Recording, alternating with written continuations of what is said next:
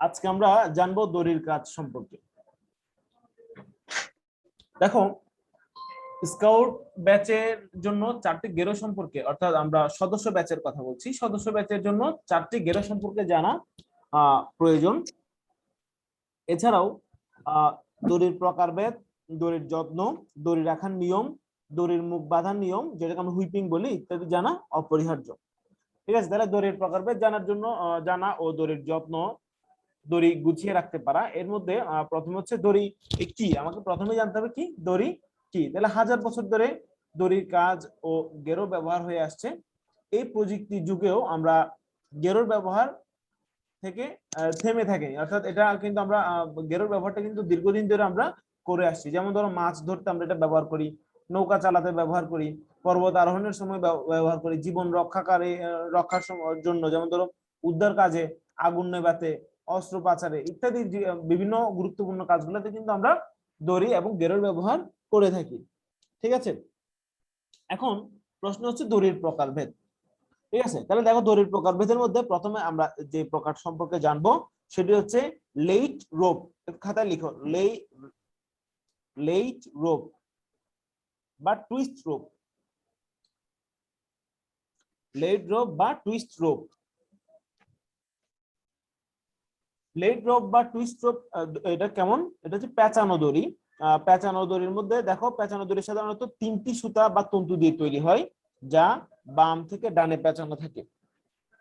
প্রাকৃতিক তন্তু দিয়ে এই দড়ি তৈরি হলেও বর্তমানে দড়ি তৈরিতে কৃত্রিম উপাদান ব্যবহার করা হচ্ছে। কৃত্রিম উপাদান বলতে সাধারণত আমরা যে প্লাস্টিক, পলিথিন এগুলো দিয়ে কিন্তু বর্তমানে দড়ি তৈরি করা হয়। ঠিক আছে, তবে আমরা সবসময় চেষ্টা করব কি প্রাকৃতিক উপায়ে তৈরি দড়িগুলো ব্যবহার করার জন্য। এতে করে হবে কি, আমরা যখন প্রাকৃতিক উপায়ে দড়িগুলো ব্যবহার করব, এতে করে কৃত্রিম ভাবে তৈরি যে দড়িগুলো, যেমন ধরো পলিথিন বা প্লাস্টিক, এগুলো এগুলো আমাদের ব্যবহারের বাইরে চলে যাবে এবং এগুলোর কদর কমতে থাকবে।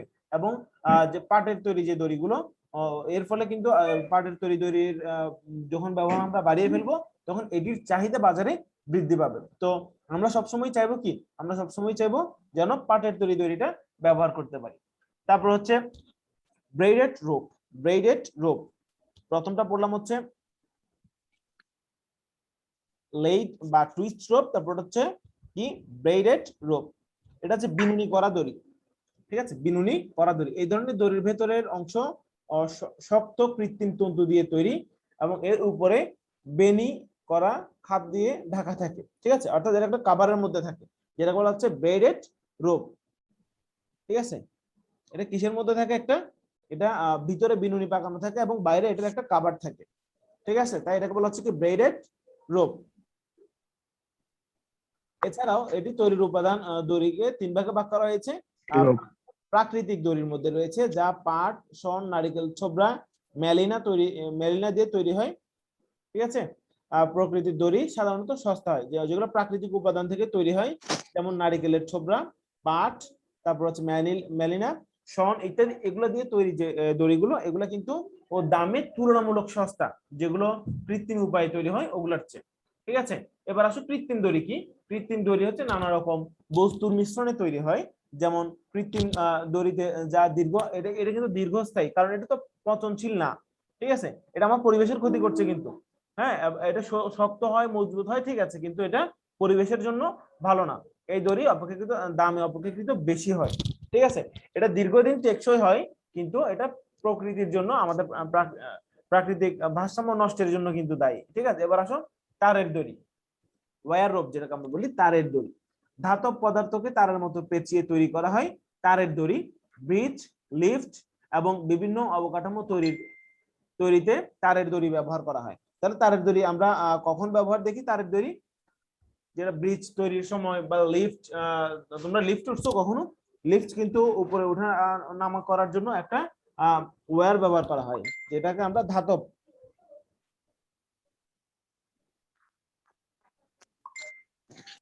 বোঝা গেছে বিষয়টা? জি স্যার। জি স্যার। ওকে,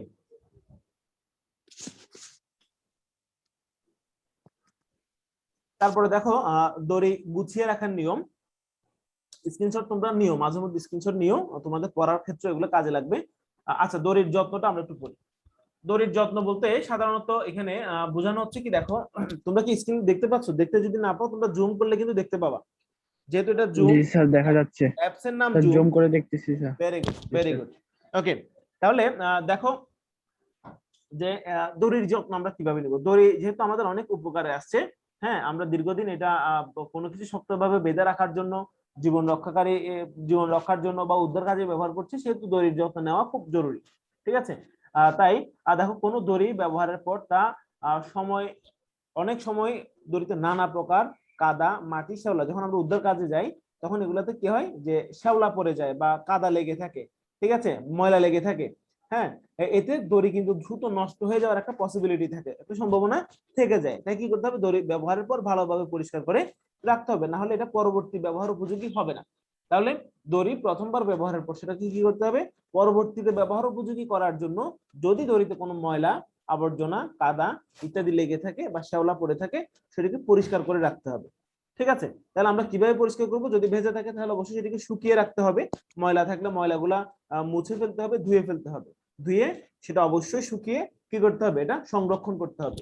হ্যাঁ, দড়ি, কোন দড়ি কতটুকু লম্বা তা একটি কার্ডে লিখে ওই দড়িতে রাখলে সেটা প্রয়োজনীয় নির্দিষ্ট মাপের খুলে সহজে ব্যবহার করা যায়। মনে করো আমি উদ্ধার কাজের জন্য আমার 100 মিটার দড়ি প্রয়োজন, হ্যাঁ, আমি এমন একটা বান্ডেল নিলাম যেখানে 500 মিটার দড়ি আছে, তাহলে হইলো কি ব্যাপারটা, ব্যাপারটা হলো আমার প্রয়োজনের অতিরিক্ত দড়ি যখন থেকে যাবে তখন সেটা কি আমার ব্যবহার করতে, এটা মেইনটেনেন্স করতে, আমি যে কাজের জন্য নিয়ে যাচ্ছি আমার সেই কাজটা কিন্তু হ্যাম্পার হবে, আমি যথোপযুক্ত দড়ি ইউটিলাইজ করতে পারবো না, এবং কি আমার যে কাজটা সেই কাজটাও সঠিকভাবে হবে না। তাই কি করতে হবে, একটা কিছুদিন লিখে রাখা ভালো।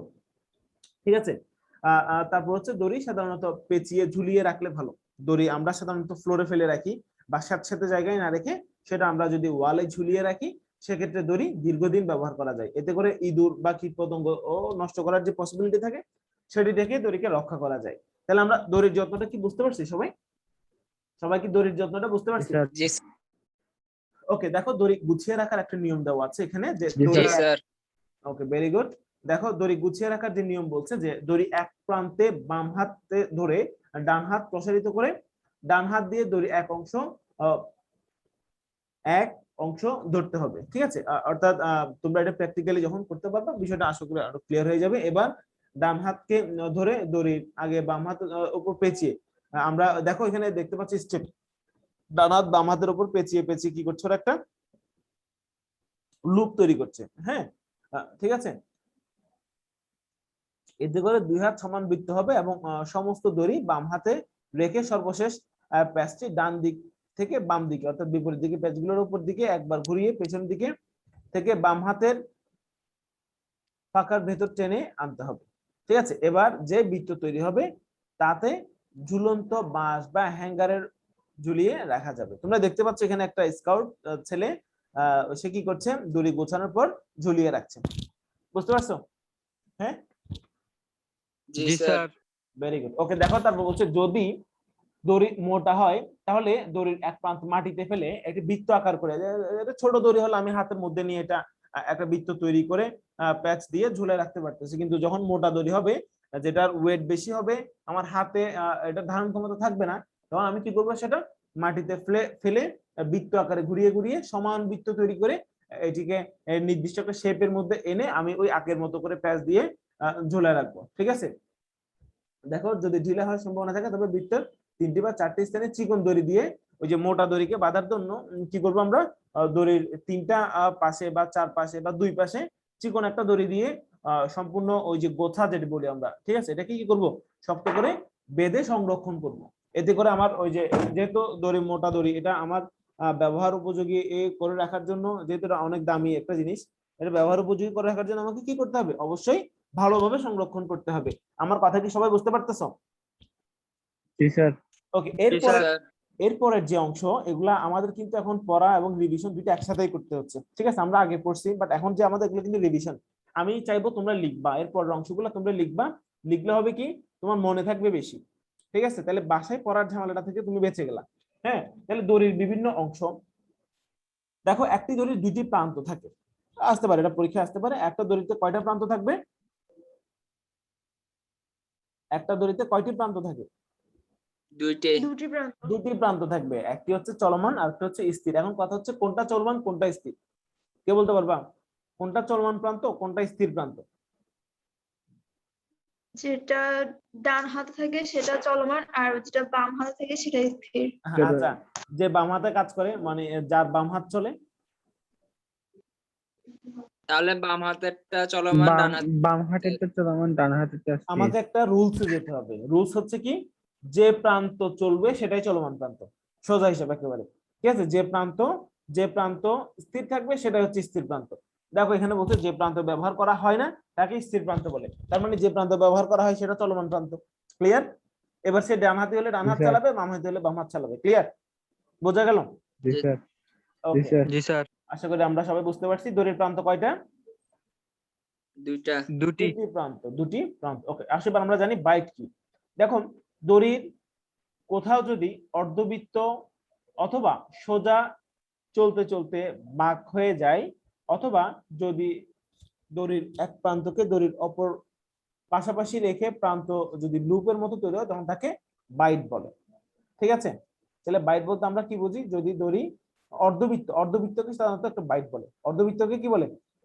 যদি বলে। দড়ি কোথাও যদি অর্ধবৃত্ত বা সোজা চলতে চলতে কোথাও বাঁক হয়, ঠিক আছে, বাঁক হয়ে যায়, অথবা দড়ির এক প্রান্ত দড়ির অপর প্রান্তের পাশাপাশি রেখে প্রান্ত যদি লুপের মতো তৈরি হয় তখন তাকে কি বলে?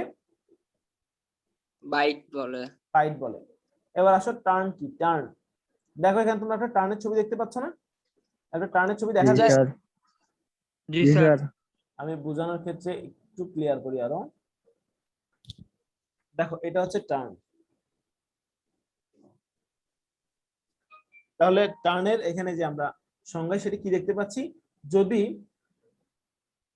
কোনো দড়ি দিয়ে কোনো খুঁটিতে একটি প্যাচ দেয়া হয় তখন তাকে টার্ন বলে। তাহলে টার্ন কাকে বলে? কোনো দড়ি দিয়ে কোনো খুঁটিতে যদি একটি প্যাচ দেয়া হয় তখন তাকে টার্ন বলে।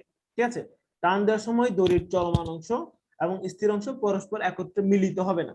যেমন ধর এখানে লুপের সময় মিলিত হয়ে গেছে, দেখতে পাচ্ছ এখানে এই যে মিলিত হয়ে গেছে, ঠিক না? এখানে জি মিলিত স্যার, হয়ে গেছে।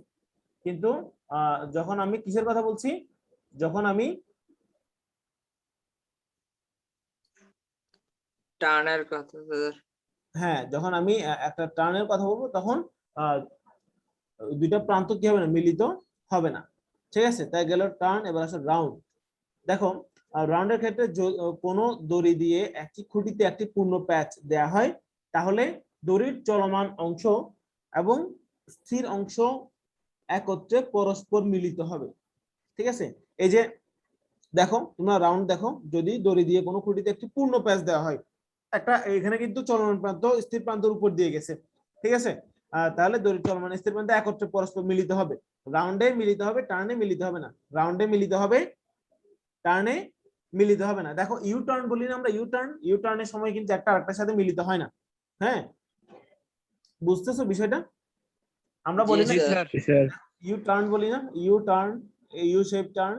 হ্যাঁ, যে রাস্তায় থাকে ইউ টার্ন, তখন কিন্তু এই যে এই দুইটা প্রান্ত একটা আরেকটার সাথে কি হয় না? মিলিত হয় না। আর যখন রাউন্ড হবে তখন স্থির প্রান্ত এবং চলমান প্রান্ত কি হয়ে যাবে? মিলিত হয়ে যাবে। বুঝতে পারছো?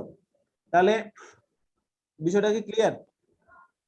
জি স্যার, জি স্যার। তাহলে এই টার্নে চলমান প্রান্ত স্থির প্রান্তের কোনো মিলিত হবে না, এরা মিলিত হবে না। আর রাউন্ডে কি হবে? মিলিত হবে। মিলিত হবে। হ্যাঁ, জি স্যার। ওকে, আশা করি তোমরা বুঝতে পারছো এটা। ওকে, তারপরে দেখো রাউন্ড টার্ন। এখানে রাউন্ড আছে আবার টার্নও আছে, মানে একটা রাউন্ড দেওয়ার পর তারপর টার্ন, নাকি টার্ন দেওয়ার পর রাউন্ড, কোনটা? রাউন্ড দেওয়ার পরে রাউন্ড টার্ন। টার্ন। রাউন্ড দেওয়ার রাউন্ড পরে দেওয়ার টার্ন। পরে টার্ন। হ্যাঁ, রাউন্ড দেওয়ার পরে টার্ন। দেখো বলছি কি, কোন খুঁটিতে যদি চলমান প্রান্ত দিয়ে একবার রাউন্ড এবং একবার টার্ন দেওয়া হয়, একবার রাউন্ড একবার টার্ন, তুমি রাউন্ড দেওয়ার পরে এটাকে আবার প্যাঁচায় আনতে হবে। মনে করো আমি ধরলাম এটা একটা খুঁটি, ঠিক আছে, তাহলে আমি এই দড়িটা এখান থেকে শুরু করলাম, প্যাচ দিয়ে আবার এনে আবার কি সোজা এভাবে রাখলাম। ঠিক আছে, আমি আবারও একটু ক্লিয়ার করি। দেখো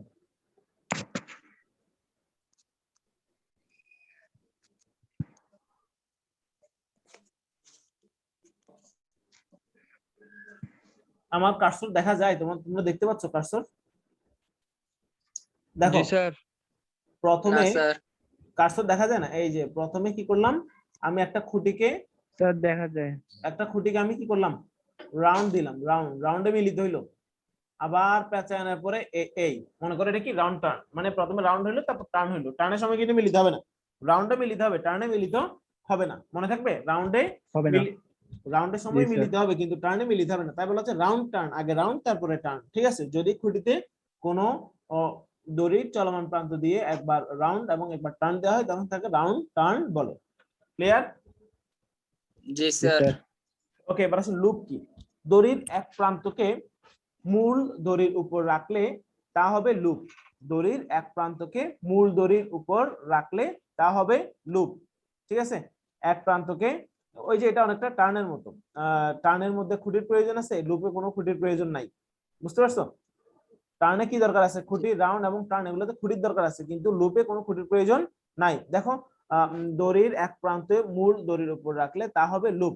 লুপ তৈরির সময় দড়ির চলমান অংশ স্থির অংশের উপর দিয়ে উপরে অথবা নিচে থাকতে পারে। দেখো এখানে এই যে যদি আমি এখানে বলি তোমার একটা চলমান প্রান্ত, এটা চলমান প্রান্ত, চলমান প্রান্তটা চলতে চলতে কি হলো, আবার ওই ওই স্থির প্রান্তের উপর দিয়ে বা নিচ দিয়ে চলে আসলো। ঠিক আছে, অনেক গেরো আছে যা বাঁধতে আগে লুপ দিতে হয়।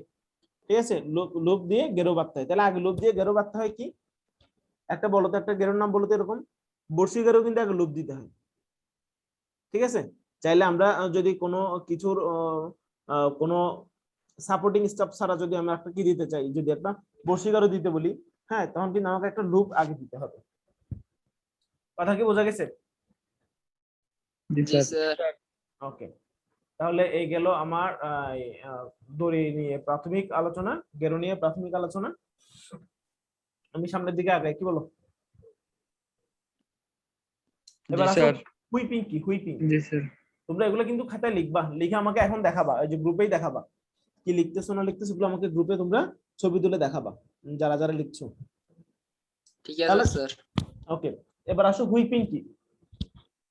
হুইপিং বা দড়ির মুখ বাঁধা। আমরা জানি সাধারণত বাজার থেকে দড়িগুলো কিনলে এগুলোর মুখে যদি আমরা কোনো হুইপিং না দেই বা দড়ির মুখগুলো যদি বেঁধে না দেই, এগুলো কি হয়ে যায়, এগুলো তন্তুগুলো ছড়িয়ে যায়, দড়িটা আস্তে আস্তে নষ্ট হতে থাকে। ঠিক আছে, তাই এই দড়ি নষ্ট হওয়ার হাত থেকে বাঁচানোর জন্য সেটাকে কি করতে হয়, হুইপিং দিতে হয় বা দড়ির মুখটা বেঁধে দিতে হয়। এই দড়ির মুখ বাঁধাও আবার 3 ধরনের আছে। আর তাহলে একটু দেখো বইয়ে কি বলছে, যে মুখ খুলতে গিয়ে তন্তু ছড়িয়ে পড়ে দড়ি যাতে কাজের উপযোগিতা না হারায়। আমরা দড়িটা একটা কাজের জন্য কিনি না, মানে শো দেখানোর জন্য কিনি, কোনো কাজে কিনি না। জি স্যার। হ্যাঁ, তাহলে এই এই কাজটা যেন কাজের উপযোগিতা যেন দড়ি না হারায়, সেজন্য এই দড়িটাকে ভালো রাখার জন্য, দড়ির যত্ন নেওয়ার জন্য হুইপিং দেওয়া প্রয়োজন বা দড়ির মুখ বাঁধা প্রয়োজন। ঠিক আছে, তাহলে স্কাউটিং এ 3 ভাবে হুইপিং দেওয়া যায়। কয়ভাবে হুইপিং দেওয়া যায়? 3 ভাবে স্যার। হ্যাঁ, হুইপিং কাকে বলে সেটা কিন্তু লিখতে হবে। ক্লাস শেষ হওয়ার 30 মিনিটের মধ্যে সব প্রশ্নের উত্তরগুলো লিখে কিন্তু আমাকে দেখাতে হবে। ওকে, সব প্রশ্নের উত্তর লিখে আমাকে দেখাতে হবে ক্লাস শেষ হওয়ার 30 মিনিটের মধ্যে। তাহলে দেখো যে হুইপিং কি, প্রথমটা হচ্ছে কমন হুইপিং। কি হুইপিং? Common whipping. হ্যাঁ, তোমরা ইংলিশ যে বানানগুলো আছে এগুলো একটু দেখে নেবে, COMMON, common whipping, WHIPPING, whipping, common whipping. West country whipping, West country whipping. 3 number হচ্ছে সেলস মেকারস হুইপিং। মেকার্স। হ্যাঁ, 3 নাম্বারটা হচ্ছে সেলস মেকারস হুইপিং। হ্যাঁ, তাহলে নিম্নে কয়েকটা হুইপিং দেওয়া আছে, যে কমন হুইপিংটা কিভাবে দিতে হয়। দড়ির মুখ বাঁধতে হলে দড়ির সাথে 30 সেন্টিমিটার লম্বা একটা সুতা, চিনো তোমরা সুতা? জি জি স্যার। স্যার। দড়ি আর সুতার মধ্যে কিন্তু পার্থক্য আছে, যে কাপড় তৈরি করার জন্য কিন্তু দড়ি ব্যবহার করা হয় না, সুতা ব্যবহার করা হয় কাপড় তৈরিতে। সুতা সুতা। সুতা। ইয়েস, রাইট, তাহলে কাপড় তৈরিতে সুতা ব্যবহার করা হয়। তাহলে দেখো এই সুতা দিয়ে কি দিতে হবে, 30 সেন্টিমিটার একটি লম্বা সুতার এক প্রান্তে বাইট তৈরি করে, বাইটের অংশ দড়ির মাথায় কিছুটা উপরের দিকে, দুটি প্রান্তে, দুইটা প্রান্ত, দড়ির প্রান্ত তো দুইটা তাই না, একটা চলমান প্রান্ত একটা স্থির প্রান্ত। ঠিক আছে, এই দুই প্রান্তে একটি বেশ বড় এবং অপরটি ছোট থাকবে। দড়ির নিচের প্রান্ত উপরের দিকে, এটা তোমরা একটু করে নিও, করলে আশা করি বুঝতে পারবা, যেহেতু এগুলা মূলত। স্যার করেছি তো sir. Very good, very good. তাহলে দেখো নিচে আমরা তাহলে এবার হুইপিং সম্পর্কে জানলাম, কমন হুইপিং সম্পর্কে এখানে দেওয়া আছে। আমরা জানবো গেরো, যে 4টা গেরো সম্পর্কে আমার জানতে হবে, তাহলে এই 4টা গেরোর বাংলা এবং ইংরেজি নাম আমাকে প্রথমে জানতে হবে। কি নাম জানতে হবে? বাংলা এবং ইংরেজি নাম। তাহলে সদস্য স্তরে আমাকে কয়টা গেরো সম্পর্কে জানতে হবে? বলো। 4টা গেরো। 4টি 4টা গেরো 4টি গেরো। আমি খুব সংক্ষেপে 4টা গেরো বলবো, কারণ আমাদের সময় খুব মানে স্বল্প, আর 4 মিনিট সময় আছে। দেখো, প্রথমটা হচ্ছে থাম নট বা ওভারহ্যান্ড বা থাম নট। ওভারহ্যান্ড বা থাম নট। তাহলে সদস্য থাম নট প্যাচ অর্জনের জন্য কয়টি গেরো জানতে হবে? 4টি। 4টি গেরো জানতে হবে। প্রথমটা হচ্ছে ওভারহ্যান্ড বা থাম নট। ওভারহ্যান্ড বা থাম নট থাম নট। দড়ির এক প্রান্তে থাম একটা নট। লুপ তৈরি করে স্থির প্রান্ত নিচের দিকে, চলমান প্রান্ত উপরের দিকে রাখতে হবে। চলমান প্রান্তে লুপের নিচ থেকে ভেতর উপরে টেনে আনতে হবে। এটা হচ্ছে কি, এটা আমি আগামী ক্লাসে তোমাদের প্র্যাকটিক্যাল দেখাবো, যদি আমি পারি। হয়তো বা আমি তোমাদেরকে এখন সপ্তাহে 2টা-3টা ক্লাস আমি নিব, ঠিক আছে? তাহলে এটা হচ্ছে থাম নট। 2 নাম্বারটা হচ্ছে রিফ নট, বা আমরা যেটা ডাক্তারি গেরো বলি, ঠিক আছে? রিফ, আর double E F, reef knot, KNOT, reef knot, ঠিক আছে?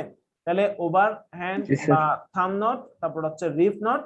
হ্যাঁ, রিফ নটের সেটা আমরা কি বলি? ডাক্তারি গেরো বলি, ঠিক আছে? রিফ নট বা ডাক্তারি গেরো। তোমাদের এরকম প্রশ্ন আসতে পারে যে ডাক্তারি গেরো কখন ব্যবহার করা হয়, কেন ব্যবহার করা হয়, কারা ব্যবহার করে, ঠিক আছে? তাহলে দেখো, ডাক্তারি গেরোটা সাধারণত ডাক্তারি গেরোটা সাধারণত আমরা প্রাথমিক প্রতিবিধানের সময় ব্যবহার করি। তাহলে এই গেরোর বিশেষত্বটা কি কেউ বলতে পারবা? কেউ কি বলতে পারবা এটা কেন ব্যান্ডেজের সময় ব্যবহার করা হয় রিফ নটটা? স্যার এই গেরোটা দিলে খুব মজবুত থাকে। ওকে, আর কেউ? এই গেরোর বিশেষত্ব কি জানো? এই গেরোর বিশেষত্ব হচ্ছে যখন গেরোটা দেওয়া হয় তখন এটা এত স্মুথলি ব্যান্ডেজের সাথে থাকে যে এখানে বোঝা যায় না যে একটা গেরো আছে, ঠিক আছে? এটা ফ্ল্যাট আকারে থাকে, যেন এটা তোমার যখন আমার হাত বা মাথার নিচে যদি পড়ে, তাহলে এই যে গেরো যে একটা ভাব, সে ভাবটা বোঝা যায় না, এবং এটা রোগীর জন্য কষ্টদায়ক হয় না। বুঝতে পারছো? এবং এটা মজবুত হয়, জি স্যার। ঠিক আছে? এটা মজবুত হয়। জি স্যার। ওকে, তারপর আসো, এখানে হুইপিং সম্পর্কে আরো দেওয়া আছে। হুইপিং গুলো তো আমি বললাম।